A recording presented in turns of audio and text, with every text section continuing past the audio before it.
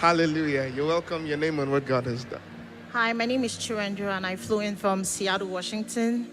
Last year during Sound of Revival, I sat somewhere in front, and I had to go out so many times to go give myself insulin shots. And I decided that when this is all over, I'm going to come back here and I'm going to give my testimony. I'm usually not vulnerability is not my strong suit, but I thought it was important that I share this because it might bless somebody.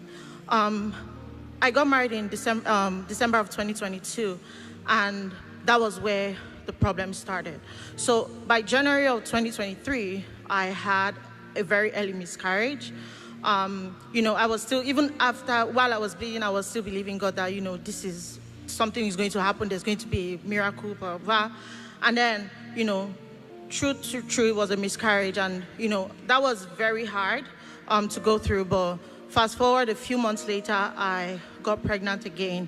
And this time around, I had celebrated. I was really happy about it. And then sometimes 20 weeks into the pregnancy, I remember it was sometime around October during, it was the first day of Hallelujah Challenge. And that day I was doing the Hallelujah Challenge and I was praying. I was in the nursery. I was kind of like just touching furniture and things and praying over it. And I heard very clearly, like the person was standing beside me, I heard a voice kept saying, "It's not for him," because I was pregnant with my son. And as I was touching all the furniture and all the things I had put together, I just kept hearing this voice saying, "It's not for him, it's not for him." And I called my sister, my older sister, and, we prayed about it together. And then fast forward, I had gone for a 20-week scan, which is like an anatomy scan, and they had told me, there were some issues with the baby, and there was a whole lot of things going on. And fast forward, we were praying and believing God that everything was going to be fine. And in December of 2023, I had flown out for my sister's wedding in Abuja. And as soon as I landed in Lagos, I realized I was bleeding. I was just 27 weeks and 3 days pregnant.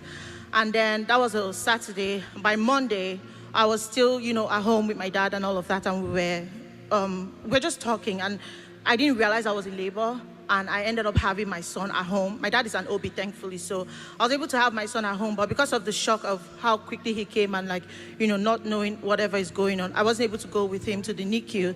So I had stayed back for them to observe me to make sure I wasn't going to bleed out. And then first thing the next morning, I had gone to the NICU. Turns out that this was in Nigeria, so they didn't have equipment, and they were manually ambu bagging him. Long story short, I transferred him to a different hospital, but by then so much damage had been done to him, and 3 days later he passed. And I remember the morning in which he passed, I was listening to songs on YouTube while I was getting ready to go into the hospital, and I heard this how YouTube would just autoplay stuff, and there was a message from Apostle Selma where he was talking about 5 keys of how to deal with when storms arise. And I remember while he was talking, he said something. He's like, sometimes you're asking God for something and your son is in the NICU and your son might even die. And immediately I heard that, I was like, nope, I'm not listening to this message anymore. But something kept telling me to go back and listen to it. And I went and listened to that message. And as soon as my son died, for some reason, that was the only thing I could hear. And it just kept playing in my head over and over again. And I met Apostle that December. He had prayed for me and we had stayed in touch. And then I went back to America. And sometime around March 2024, I started having really bad pelvic pain. I had called my hospital. They told me, oh, hey, go check. It might be an ectopic pregnancy. Take a pregnancy test. I did. It was negative.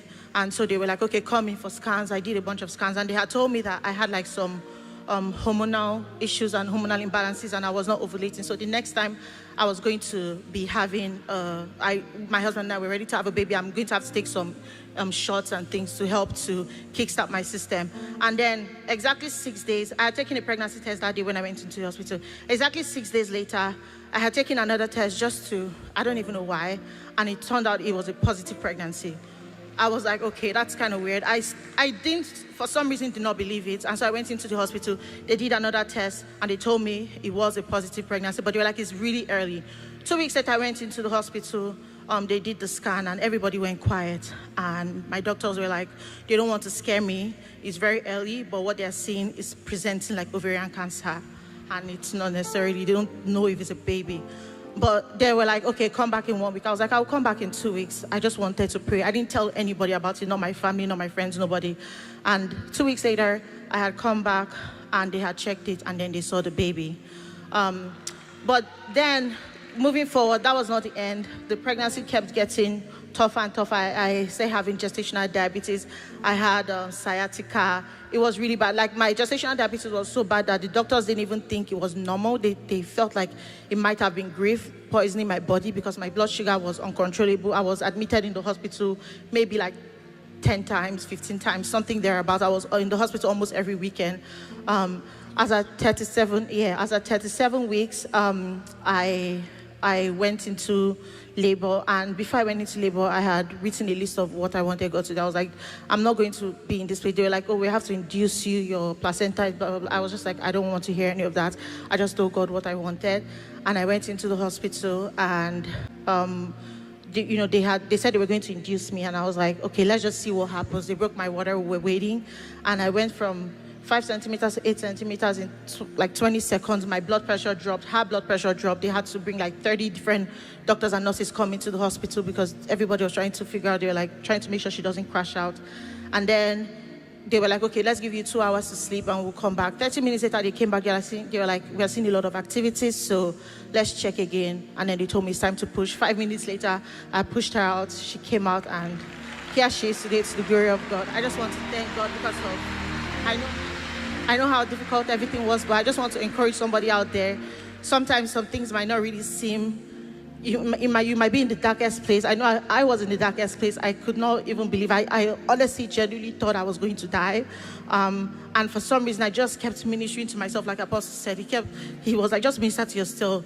Be still and know that I am God. And for some reason, I was humming that song so much. My husband now sees it as a funeral song. He doesn't even listen to it anymore. But that really helped me, and that really grounded me. And I just want to encourage somebody out there. I don't know what you're going through, but I just pray that you just continue to have faith in God, and God will help you and see you through. Can we celebrate Jesus? Can we celebrate Jesus? Help me minister to your neighbor and say, don't give up. Don't give up. Try again. Hallelujah.